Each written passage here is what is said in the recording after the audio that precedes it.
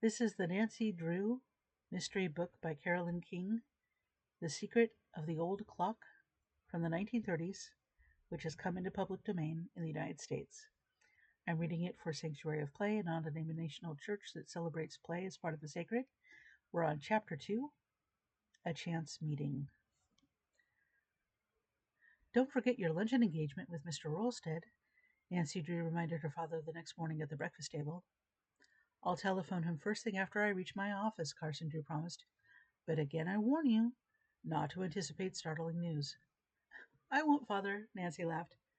But if I should happen to learn something that has a bearing on the missing will, I won't be exactly disappointed. What are your plans for the day, Nancy? No, nothing special. I thought I'd do a little shopping this morning, and I'm invited to a party one of the girls is giving in the afternoon. Then you're too busy to take luncheon with me. Oh, Father, you know I'm just dying for an invitation, Nancy declared, her eyes dancing. I'm so anxious to learn something about that will.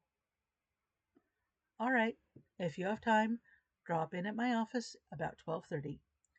Mr. Rolstead may not accept my invitation, but if he does, we'll try to find out something about Josiah Crowley.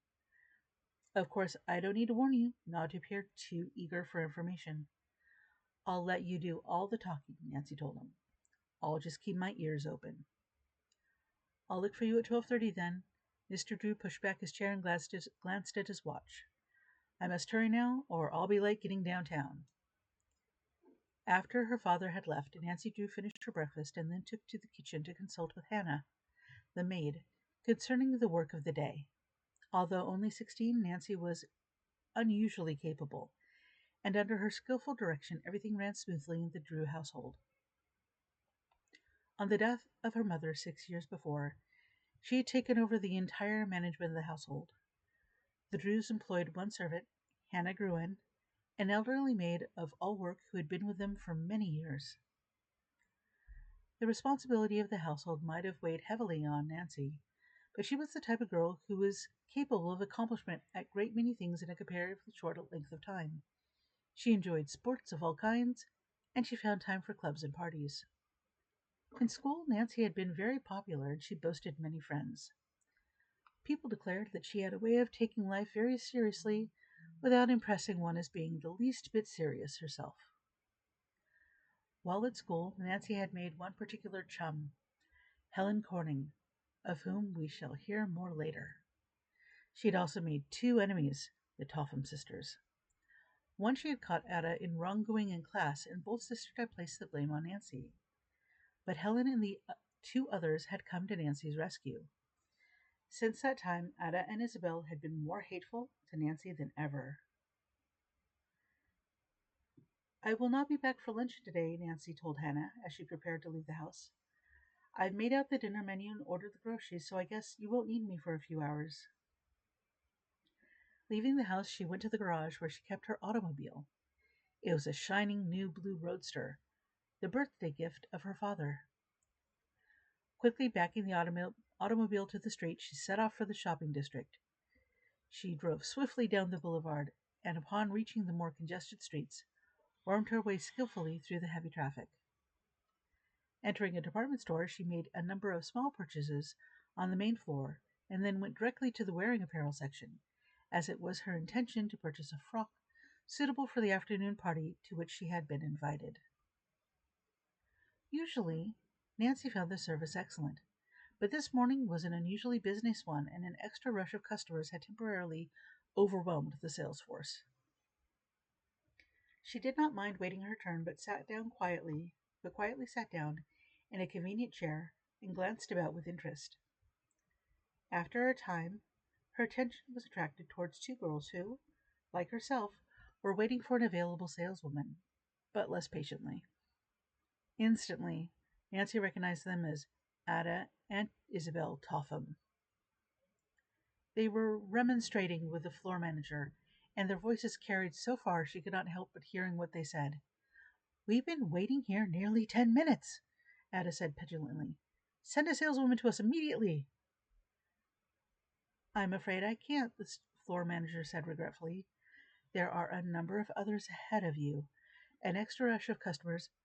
Perhaps you don't know who we are, Ada interrupted rudely. Indeed I do, the floor manager told her with a trace of weariness. I will have a saleswoman here in a few moments. If you will only wait. We're not accustomed to waiting, Isabel Topham told him icily. Such service, Ada chimed in. You do realize that my father owns stock in this store. If we report your conduct to him, he could have you discharged. I'm sorry, the harassed floor manager apologized, but it is a rule of the store. You must wait your turn. Ada tossed her head, and her dark eyes flashed angrily. In spite of the expensive clothes she wore, she was anything but attractive, for she was tall and slender to the point of being termed skinny. Now that her face was distorted with anger, she was positively ugly. Isabel, who was the pride of the Topham family, was rather pretty in a vapid sort of way, but Nancy Drew thought that her face lacked character. She had acquired an artificial manner of speaking which was both irritating and amusing. It was her mother's ambition that someday she marry into a wealthy family, and every opportunity was given for her for a brilliant match. The two girls were older than Nancy, but had been in her class at school. She had found them stupid as well as arrogant. They'd never been popular with their classmates and had boasted few friends. Now, as they turned from the floor manager and saw her for the first time, Nancy bowed. Isabel coldly returned the bow and did not speak a word of greeting. Ada gave no indication that she had even noticed her. Snobs, Nancy told herself. The next time I won't even bother to speak to them. At that moment, a saleswoman hurried towards the Topham girls, and at once they began to shower abuse upon her for her failure to wait upon them sooner. Nancy watched them curiously as they examined the gowns which the saleswomen brought out for their approval. Evidently, Isabel and Ada were in an unpleasant frame of mind, for they tossed aside beautiful creations of lace and chiffon with scarcely a second glance. They found fault with everything. A very chic gown, the saleswoman told them hopefully, as she displayed an attractive dress. It is a Paris model and arrived this morning. Ada picked it up, gave it one careless glance, and then tossed it into a chair. The gown slipped to the floor in a crumpled mass, and, to the horror of the saleswoman, Ada stepped on it as she turned to examine another dress. In disgust, Nancy moved away and began to examine a rack of dresses in another part of the room. Presently, as she wandered back, she saw that Ada and Isabel were leaving without having made a purchase. As they swept past, Ada brushed against her. Instead of apologizing, she wheeled and surveyed Nancy coldly. Do watch where you're going, she said tartly. Nancy stifled a sharp retort and made no reply. Not without amusement, she watched the Topham sisters as they flounced to the elevator. I don't wonder that people say such mean things about them, Nancy told herself. Her thoughts were cut short as a saleswoman offered her services. It was the same girl who had waited on the Topham sisters. Nancy quickly selected a party frock of blue crepe which matched her eyes and went to a fitting room to try it on. It's a real pleasure to serve you, Miss Drew, the saleswoman assured her when they were alone. And how I dread to see the Topham sisters come into the store. They're just so unreasonable. Ada and Isabel aren't very popular, Nancy agreed. They seem to think their word is law. The saleswoman sighed. And I'm afraid it will be if they get all of Josiah Crowley's money. She lowered her voice. The estate hasn't been settled, but they're counting on the fortune already. I heard Miss Ada say to her sister, "Oh, I guess we'll get all of old Crowley's fortune as soon as the lawyers stop squabbling." But it's my opinion the Tophams are mightily worried for fear somebody will show up with a later will, which may do them out of most of it. Nancy was far too wise to engage in gossip with the saleswoman, for she could not tell how far anything she might say would be carried. But she was interested in the information. The fact that the Tophams were worried indicated to her that they were of the opinion that Josiah Cradley had made a second will. Evidently, they were somewhat disturbed by the claims of the other relatives. Ordering the frock which she had purchased sent to her home, Nancy glanced at her watch and saw it was after 12 o'clock. I must hurry, or I'll be late meeting Father, she thought, and left the store. She drove directly to her father's office, and although a few minutes ahead of the appointed time, found he was ready to leave. What luck, Father? Nancy demanded eagerly when they were alone in the inner office. Did Mr. Rolstead promise to take luncheon with you? Yes, we're to meet him at the Royal Hotel in 10 minutes. Do you still think I should quiz him about the Crawley will? Oh, I'm more interested. Uh, I'm more than ever interested in the case, Father.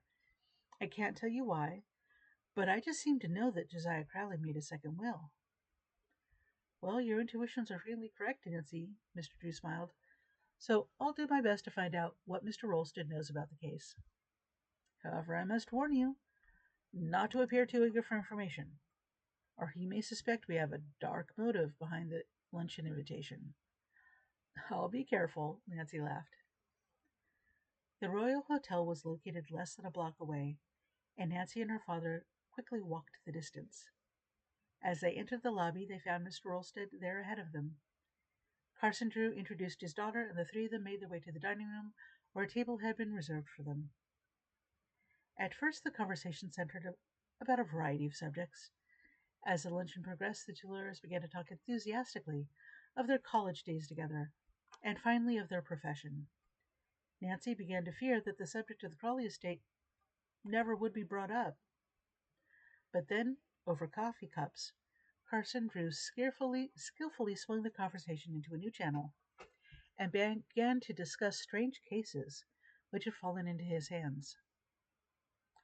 By the way, I haven't heard the details of the Crawley case. How are the Tophams making out? I understand the relatives are trying to break the will? For a moment, Mr. Rolstead remained silent, and Nancy began to think that he did not intend to enter into a discussion of the case. The case wasn't turned over to me, Carson, the lawyer said quietly, but I confess I followed it rather closely because of a special interest I happen to have in Crowley. As the present will stands, I do not believe it will be broken. Then the Tophams will get the entire estate, Mr. Drew commented. Yes, unless another will is uncovered. Another will? Carson Drew inquired instantly. Then you believe Crowley made a second one? Mr. Rolstead hesitated, as though uncertain whether or not he should divulge additional information, and then, with a quick glance about, lowered his voice. Of course, I wouldn't want this to get out, he began doubtfully. You may trust Nancy not to repeat, Mr. Drew observed, guessing what was in the lawyer's mind. I found out that by experience. And Mr. Carson smiled upon his daughter. Then I will say this much. It would not surprise me if another will should come to light. The Tophams treated Crowley most unkindly after he'd made his will in their favor. About a year ago, Mr. Crowley came to my office and told me he wanted to draw up a new will. He indicated that he intended to cut the Tophams off without a cent. He expressed a desire to write the will himself and asked me a number of questions. I told him exactly how to proceed. Then he left my office. When he left my office, he promised that he would have me look over the document when he had drawn it up. Then you actually saw the will? Mr. Drew asked in surprise. No, strange to say, Crowley never came back. I don't know whether he drew up the will or not. And if he did, there'd be an excellent chance it would not be legal, I suppose. Yeah, it's a real trick to draw up a will that can't be broken. But Josiah Crowley was a very careful man. Still, if he left even a loophole, the Tophams would drag the matter into court. Yes, and it's a foregone conclusion that the Tophams will keep the fortune whether they have the right to it or not. They have the advantage of money, you know. I believe the other relatives have filed a claim, but they have no proof a second will exists, and without money, they cannot hope to fight the Tophams." While her father and Mr. Rolstead discussed the case, Nancy Drew remained silent. Not a word was what was said escaped her. Although she gave no indication of her feelings, the information excited her. After a time, Mr. Drew paid the luncheon check, and the three arose and left the dining room. Mr. Rolstead took leave of them in the lobby. "Well, Nancy, did you find out what you wanted to know?" Carson Drew inquired after the lawyer had disappeared. "Oh, Father, it's just as I suspected. Mr. Crowley did make a second will." "You mustn't jump too hastily at conclusions," Mr. Drew warned her. It's possible that Crowley never drew up the will at all, or if he did, he may have destroyed it." "That's possible, of course, but he had no love for the Tophams, and I have a feeling he hid the will somewhere. Oh, if only I could find it!" "It would be as easy as looking for a needle in a haystack," Mr. Drew replied. "If I were you, I would forget about the case, Nancy." "I can't forget about it until I've at least made an attempt to find out what became of that will," Nancy insisted stubbornly. "All right, dig into the mystery if you like, but I'm afraid you've set yourself an impossible task. I don't see how you hope to discover what became of the will when you haven't even a clue." "I'll find a way," Nancy laughed. "Give me time and I'll surprise you." But after she said goodbye to her father and was slowly driving towards home, doubt assailed her. She knew that the odds were against her. Although she was determined to find out what had become of the Crowley will, she was at a loss to know where to begin. As her father reminded her, she did not have a single clue. "Where there's a will, there's a way," she quoted whimsically. That old proverb is doubly true in the Crowley case. If there actually is a second will, I'm going to find it. And if I do, I hope it won't prove to be in the Topham's favor.